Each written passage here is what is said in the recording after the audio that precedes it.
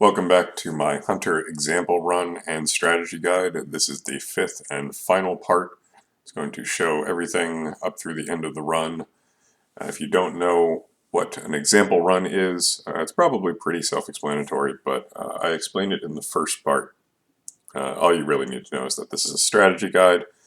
Maybe you're just watching this part in isolation because this has a part you're having trouble on, which is completely fine.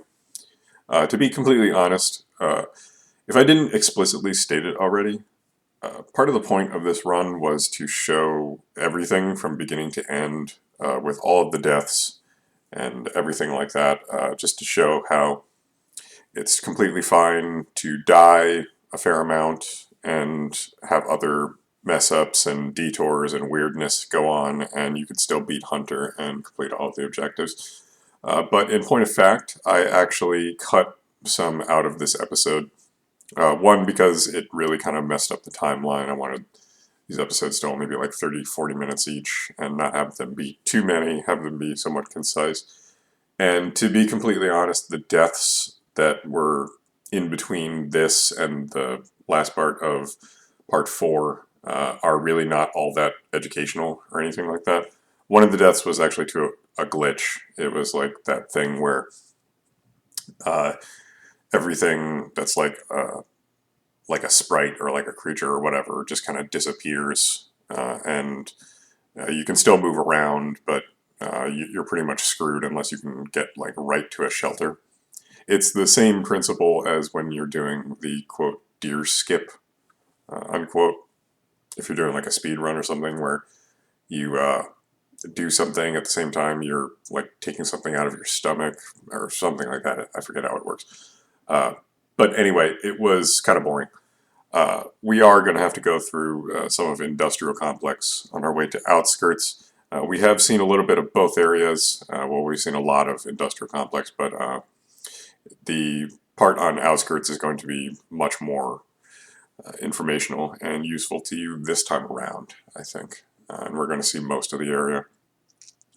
So I'm taking the lower route through Industrial Complex here, which I think is a little bit more straightforward. You have these centipedes. I've never seen a red centipede down here. We're going to talk about those later, although I think we touched on them before. You can generally juke these guys fairly easily. A spear will usually send them reeling.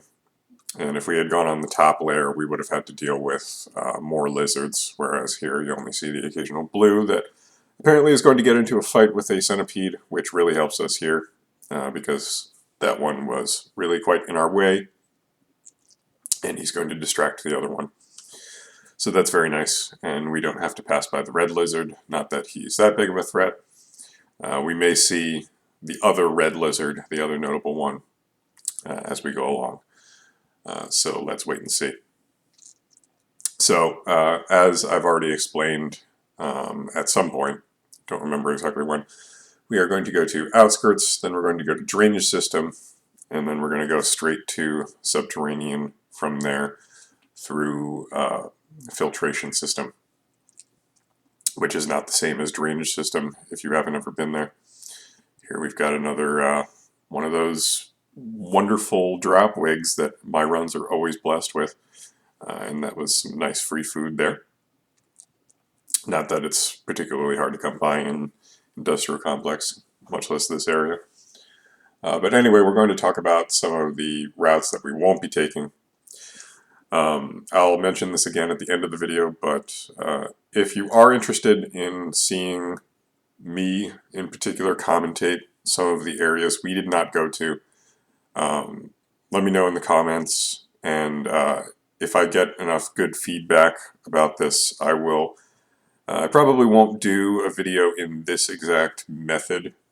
What I would probably do is stream it quote-unquote live and talk over it as I go, so that I won't have to speak so abstractly over my own 3-month-old gameplay.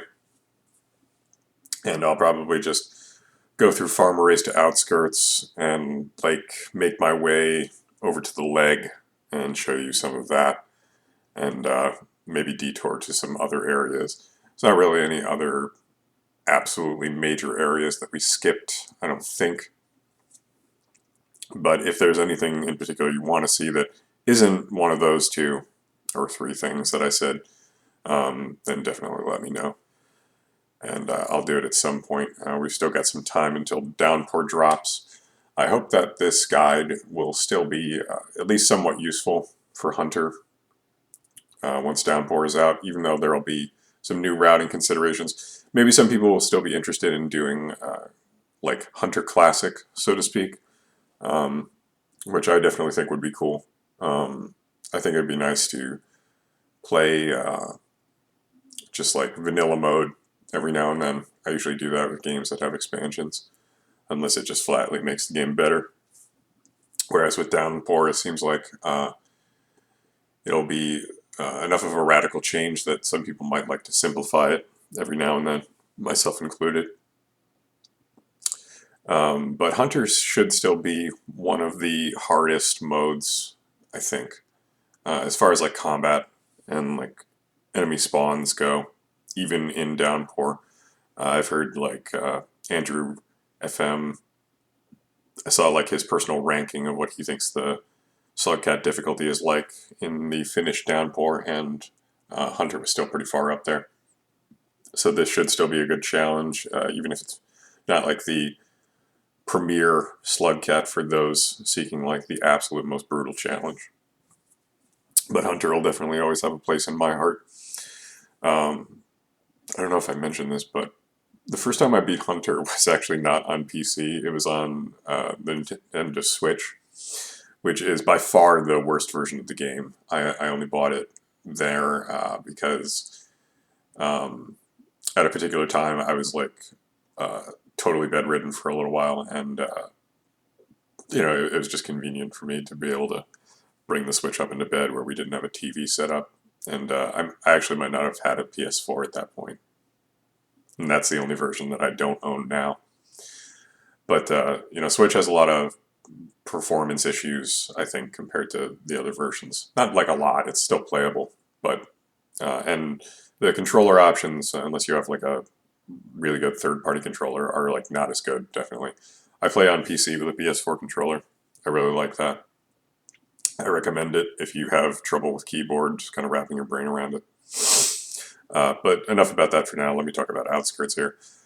So, you know, obviously, most of the time when you are traveling through Outskirts, you're probably going to Industrial Complex. So, in a way, we're just going like kind of in reverse, except there's no reason to go back to the starting area.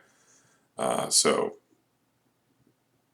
there's no reason at all, even just to feed, to go back that way, because you're going to encounter plenty of monsters or creatures on the way to drainage system. It can be kind of tricky. I have seen a red lizard in this area here. Usually it's a little more to the east. Yeah, there he is, actually. He doesn't always come into the screen, so it's fairly safe. There's plenty of like little arrow transitions here. Plenty of stupid drop wigs that you can kill also, which might distract a lizard since they will feed on drop wigs. But see, like right here, that red lizard should have had me dead to rights, but there's just so many free transitions here. And red lizards are kind of stupid, honestly. They're not like lightning fast.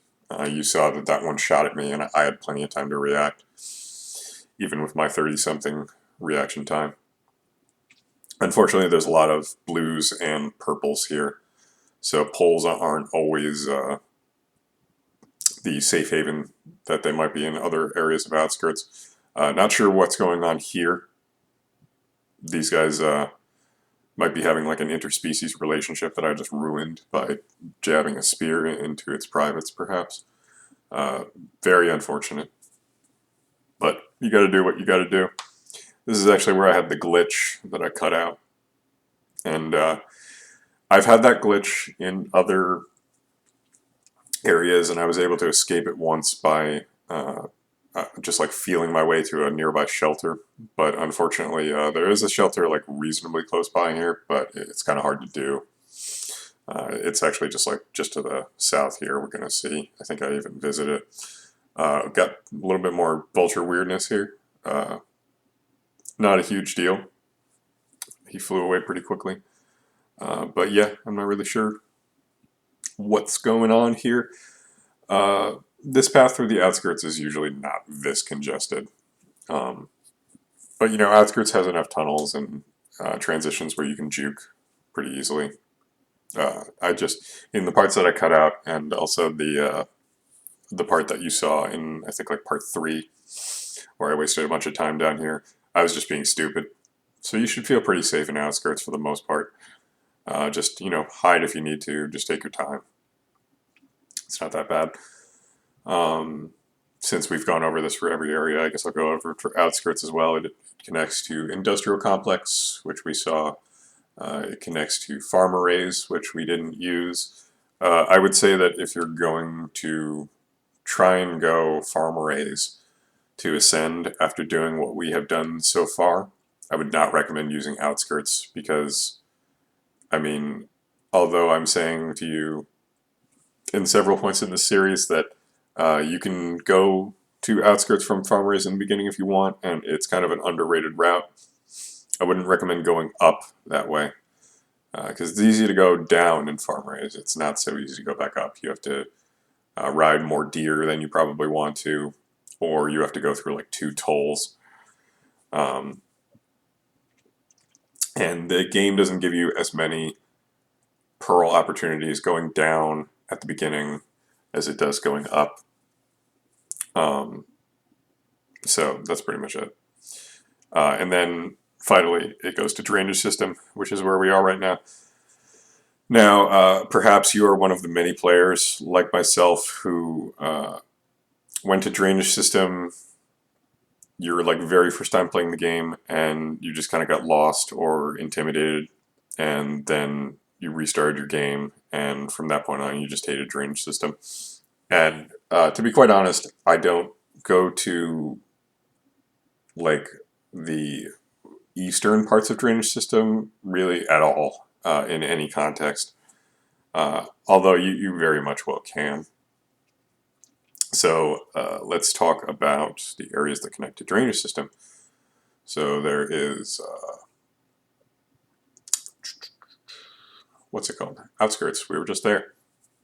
And there is Subterranean, which is where we are heading.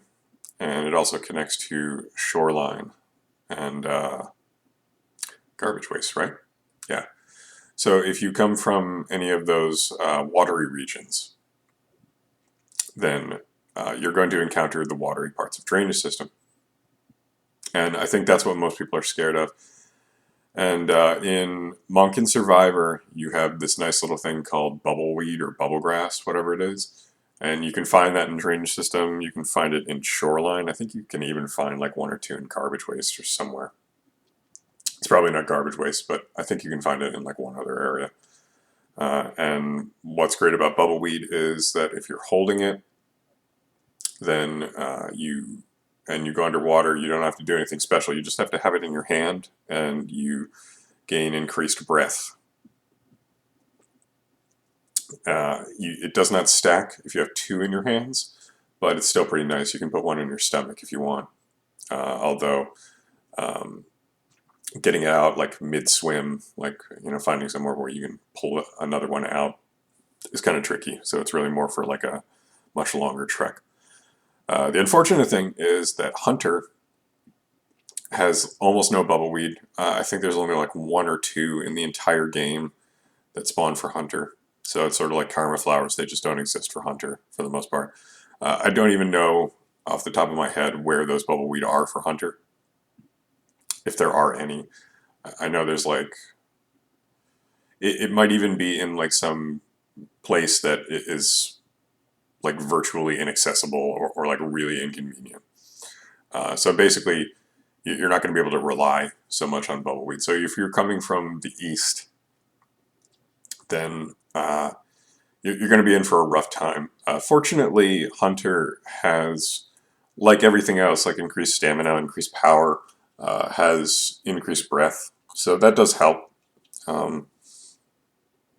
The only thing that sucks is you're probably at increased risk for eels, increased risk for salamanders. Even with this route, you're at increased risk for those things, although not so much the eels. But here you see our friend the salamander.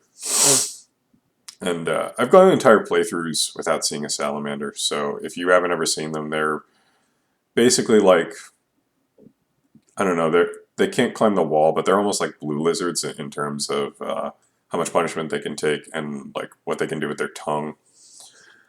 Maybe it's more, they're kind of like more like yellow or orange lizards, but without like the whole pack thing that they have going on. Not the most dangerous lizard, not the most docile one either.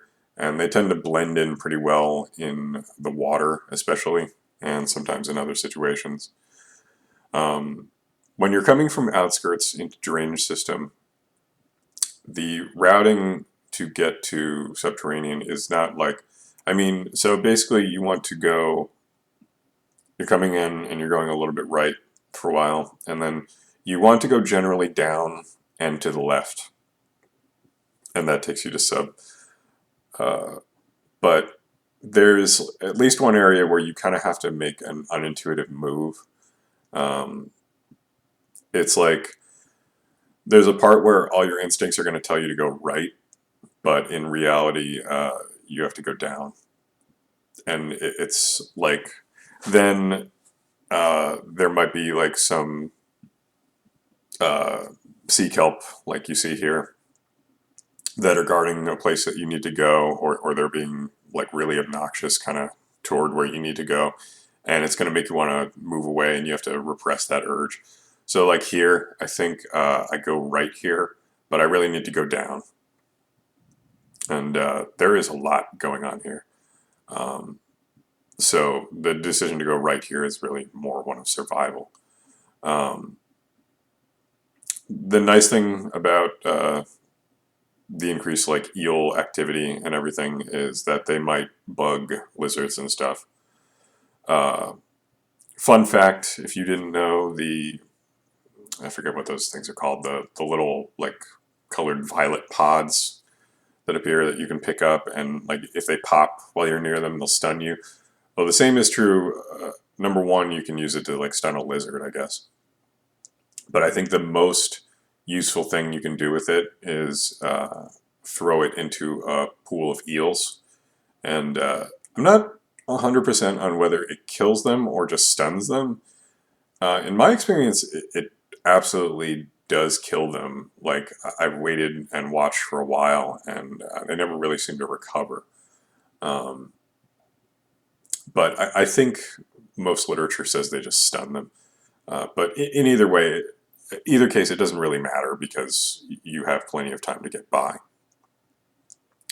But as you can see here, there's some parts that look kind of scary. It looks like it's going to lead to a water segment, but really it's just kind of, you go into a little bit of water and then you're right back out.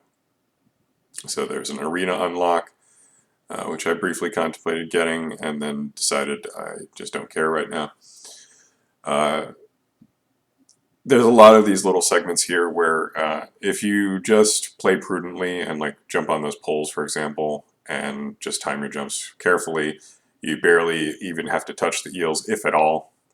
And then here you just have to be a little bit brave, and you dive right into the water, and then you just head straight for the transition, and it's not a big deal. You don't have to deal with the idea of drowning really at all. And then these kinds of screens are kind of like puzzle screens. You really just have to take your time. Luckily, I have a very long cycle here, and you got to really look at what you're seeing and just note exactly where you need to go, where you don't need to go, and just make sure that you make the right choices, make them confidently, and just don't hang around, basically.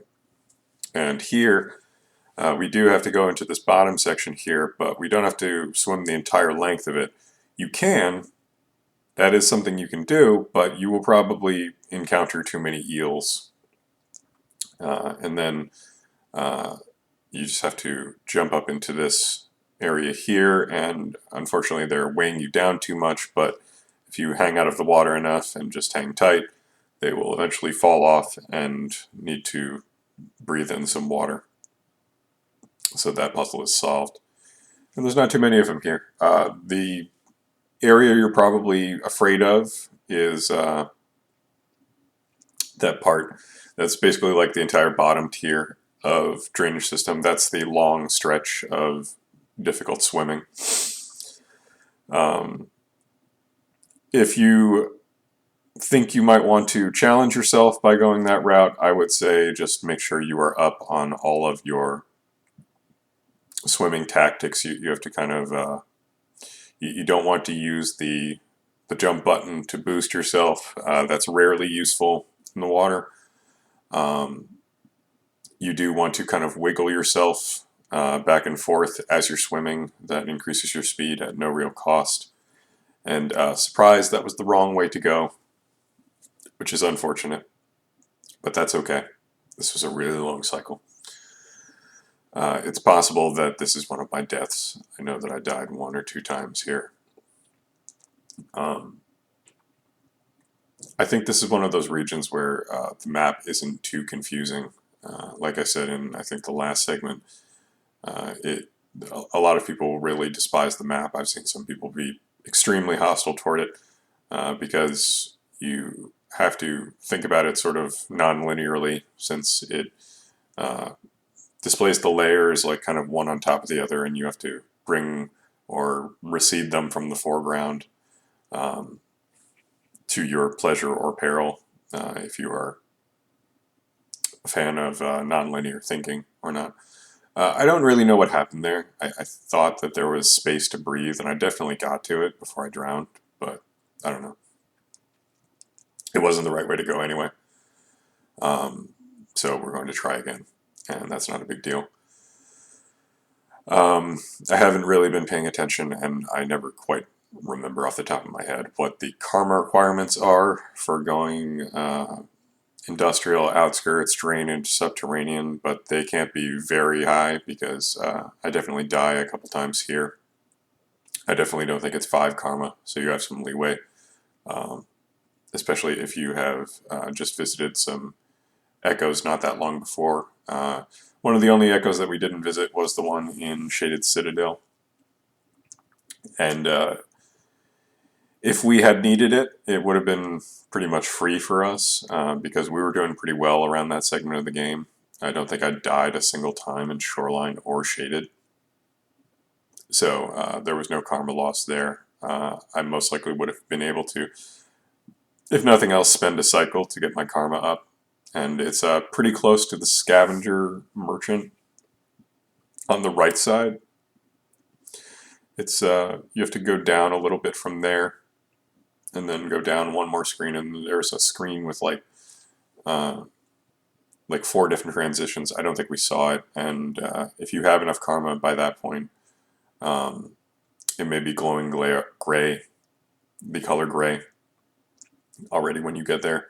But then I think it's the upper right transition. So that can be one of the things that I show you guys if you want to see another video afterward. So here's a cyan lizard. They're not all that common in drainage system, at least not in the areas that we're visiting. And fortunately, they do not like swimming, and drainage system has a lot of water. So that's very good for us. Not always dangerous water, so you can just juke them down into a small pool and then transition, and then you're completely fine. They do love to chase you, but they will not chase you through water. That's very nice.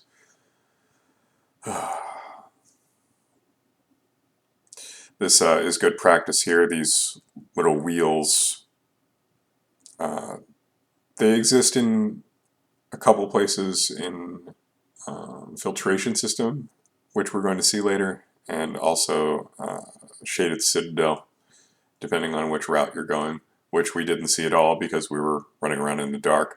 And unfortunately, that's going to be a real problem in a few minutes once we get to filtration system, because that's one of the darkest places in the game, and there are some lizards that you pretty much need a light source to see until it's too late.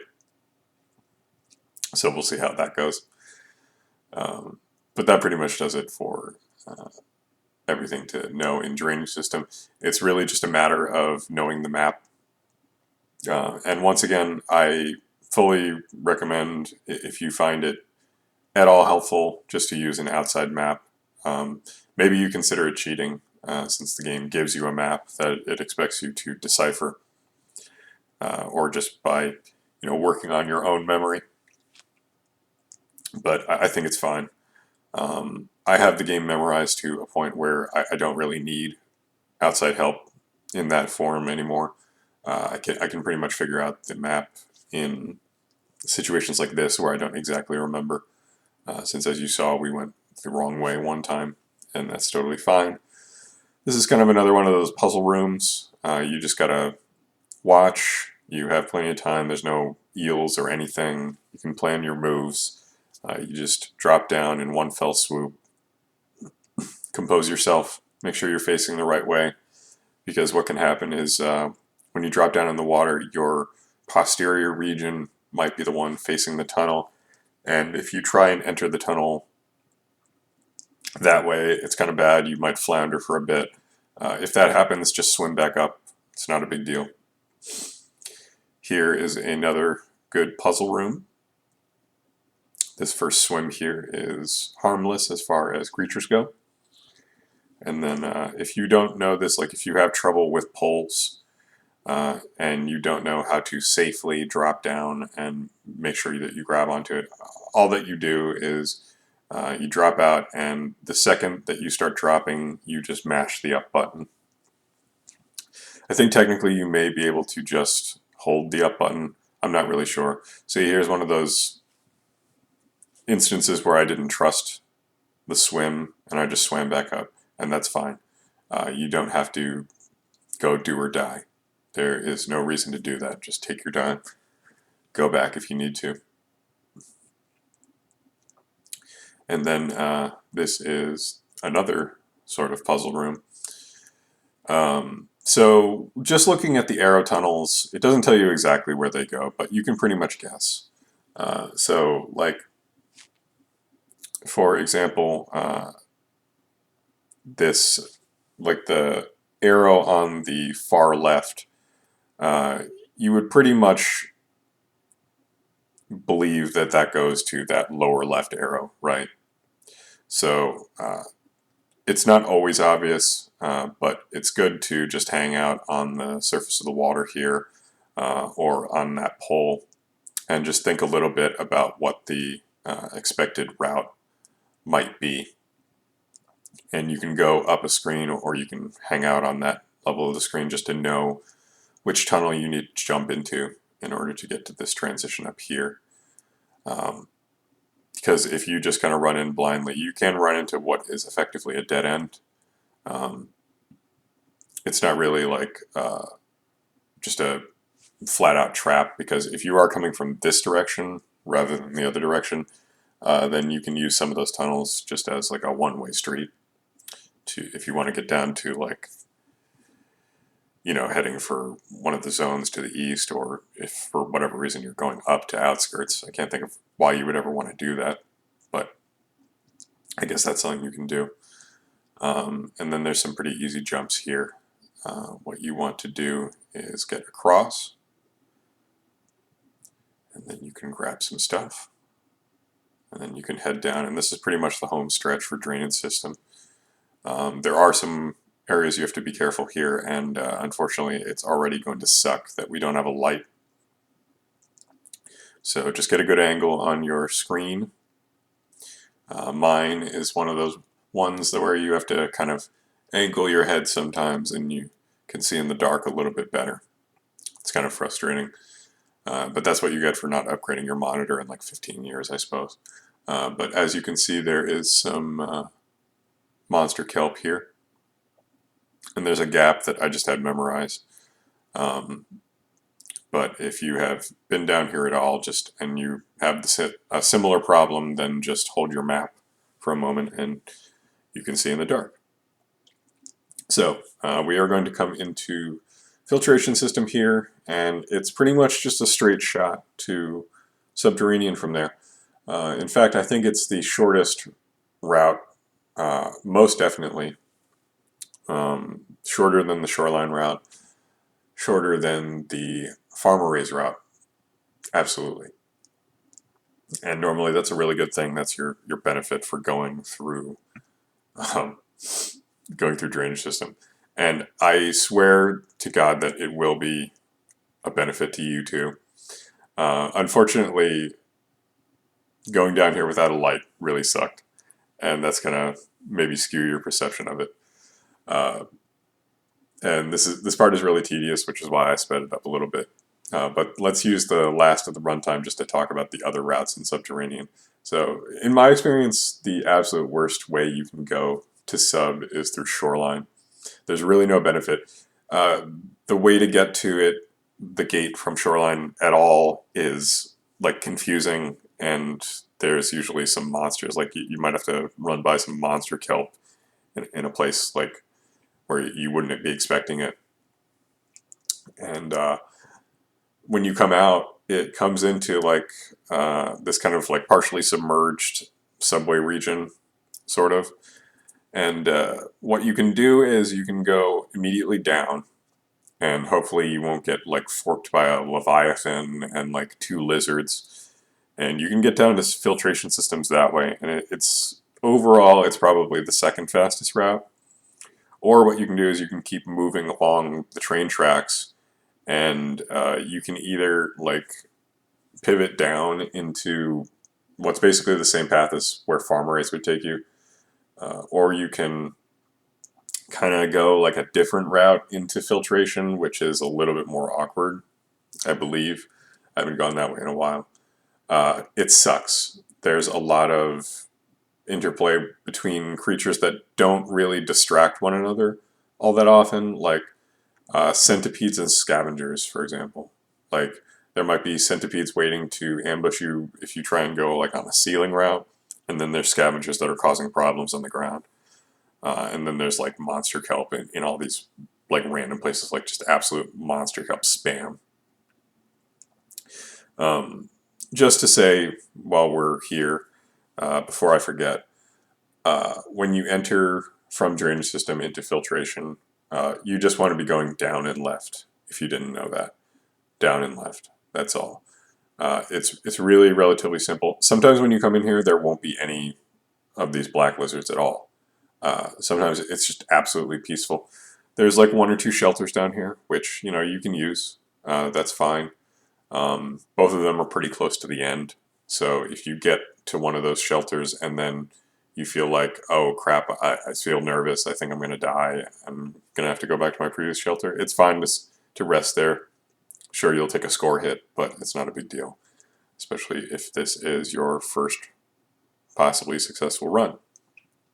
But anyway, the other route that you can take into sub is from Farm Arrays, and that is probably a route you're familiar with. I'm sure you have gone there. If not your first time, then maybe you've gone there at least once, since it is the most scenic. It's kind of like the canon route. It leads to another echo, if you happen to need that. So if you are going that route at all, it's going to be most likely because you went back through Sky Islands, which is a perfectly valid route. Going backwards through Sky Islands is actually, like, in terms of jumps and stuff, maybe easier in some places, maybe harder in others. You pretty much need a Squid Kata at one point, I think. But it's fine. I think in my first couple successful hunter runs, not like full objective ones, but just, ascending, since at that time I considered ascending to be the goal of hunter, which it's not. It is reviving looks to the moon. That is why no significant harassment sent hunter to moon, as you saw when we delivered the green neuron, if not in your own playthrough. But that's fine. You get a score screen from hunter no matter what, if I haven't already said that. But anyway, the difference between going through like virtually all of sub on hunter versus survivor is just, you may have noticed that like pretty much any creature can spawn somewhere in Subterranean, and that's definitely true of hunter as well. The farm arrays route, what really sucks, especially if you're trying to do like a speed run, which I have tried to do. My best time is like, not for in-game time, but for real time is like 42 minutes, I think. And I managed to get like a tricky momentum shot over the Guardians. You can see it on my channel if you wish. It's not even close to the people who are high up on the leaderboards, but it's kind of interesting if you want to see how one of those momentum jumps are done. But red centipedes are like, by far, I think, like the one creature where if it's in your path, it's better just to go somewhere else, and you don't really always have that kind of luxury in sub. There's a couple other places like garbage wastes where they can spawn, but I always route around that as hunter if I'm going to garbage wastes. There's really no reason to go there. And I think maybe at least one other area, but that part in sub right near the beginning of the farm race side is definitely where I see them always. You know, I don't think I've ever actually seen a red lizard in sub, but somehow I feel like that's possible. There's a leviathan on the shoreline side. There's like every color of lizard other than that. I've seen cyans, I've seen greens, although those are in Survivor as well. And of course scavengers in many places. And sometimes they interact in ways that can help you, but most of the time it's pandemonium. And for the most part, the drainage system route, it's just you're dealing with black lizards. That's pretty much it. Unless you get lost. If you see anything besides black lizards, you most likely have gone the wrong way. There's a spider. Luckily, because of the close quarters, if you ever see one of those, it'll probably get scared and run away from you, since they are opportunists and cowards. But yeah, so that's pretty much all I have to say about sub. I do think that you should try and go through sub from farm arrays at some point, or even via shoreline if you're feeling especially masochistic. Just because I really like that aspect of Subterranean where you can see anything. It makes it feel like a true end game, almost like an end boss if this game had what you could consider bosses, which would just be the areas, I guess. And it's really a testament to just what is great about Rain World, which is the AI and seeing how it responds to stimuli. Sometimes it might react in ways that even the creators hadn't anticipated, and that's really cool. And then other times you just see like 5 black lizards get caught up in each other and all start fighting each other. And that's good for you, but it's really goofy to watch. The nice thing about being, I guess, well, it's not a nice thing, but like one reprieve from going through this area blind is that there are a lot of arrow tunnels, so you can sort of intuit where to go if you don't have a light. But you are smarter than me, and when you have that neuron in your hand, you're going to eat it. And if you die and you awaken a shelter and you have to remember to eat it again, you are definitely going to do that because you are not a dingus like me. But here we are, home free, fire off one last rock to get down here, and then we will go down the long drop, and we are out of the woods. This is probably nothing you haven't seen before.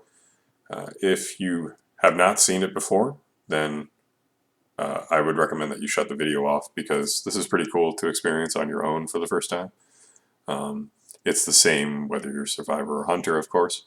And unfortunately, if you're playing on PC and you are waiting to get your Hunter ending, you are not going to get that, at least not at this time.